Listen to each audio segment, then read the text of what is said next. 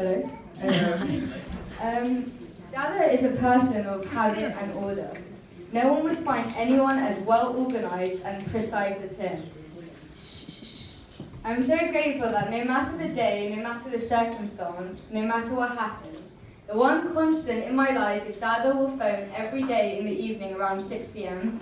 to ask me what I was doing, which my answer is almost always work or eating, if mom and dad are home yet, and if I've eaten. Even if Dada is going out that evening, he phones earlier, letting us know that he won't be able to phone at his usual time. This tradition never stops. Even once I was at a sleepover and he phoned me at 6 p.m. on my mobile to ask me the same 3 questions. And I wouldn't have it any other way. Dada's always been the voice of reason and the calm amidst the storm and the peacemaker. Never have I seen Dada raise his voice or get angry or worked up about something. He has a don't worry, be happy attitude to life, which is a pretty good way to live. Frequently, Dada picks me up from the coach stop after school, and he always gets there 20 minutes early, just in case I get there early and Dada wouldn't want me to wait for him for even a second. I enjoy Dada picking me up from the coach stop because he always provides a bag of snacks that I look forward to. In this bag, there's always the classic trio of a carton of Ribena, Sensations Crisp, and a Bounty chocolate, all of which I devour before we get home. All of this shows Dada's extreme and caring nature and how he constantly looks out for everyone else. Dada's always called me his special nickname of Baku ever since I was a baby. It is a unique nickname for me, and no one else is allowed to call me that. It just wouldn't sound or feel right. Once I had an incoming call from an unknown number. Wearily, I picked up the phone, and when I answered the call, I had the familiar chime of, "Hello, Baku," when I answered the phone. Happy 80th, Dada, and I hope you were surprised and have an amazing and eventful evening with your family and friends. Oh, cool.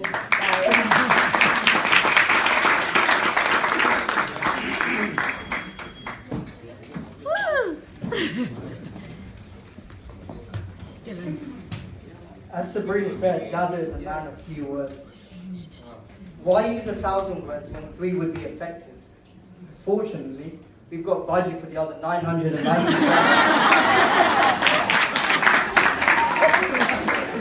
Does anyone know what Dada's best holiday was? It was when Baji went to India for a few weeks. And he had the house to himself, and I think he really appreciated the peace and quiet. Nah, I'm only joking. But seriously, when Dada comes over, he will just sit there next to me, and we will both just not say a single word to each other, and then all of a sudden he will look me in the eyes and say, "Don't forget to ring Dad when you get back to uni," every single time. This really shows that even in silence, he's always thinking of ways to make us grandkids safer. One thing that us grandkids have is OCD. Yes. Exactly. And you know what? Sometimes I just sit there and wonder, where have we all got it from? Which person in the family has OCD? And the next thing I see is Dada walking through the door. And the first thing he does is rearrange all the letters and puts all the books in a militaristic, horizontal fashion before even saying hello.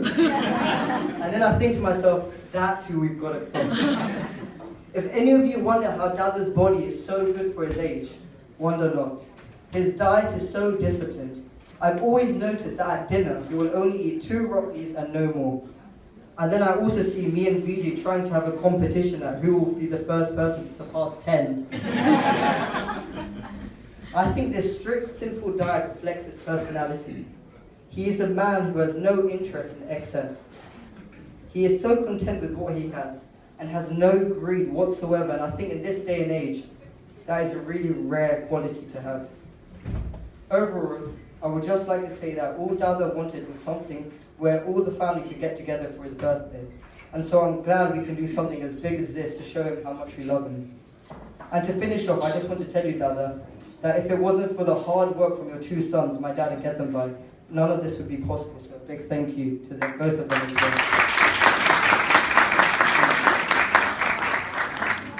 Frank.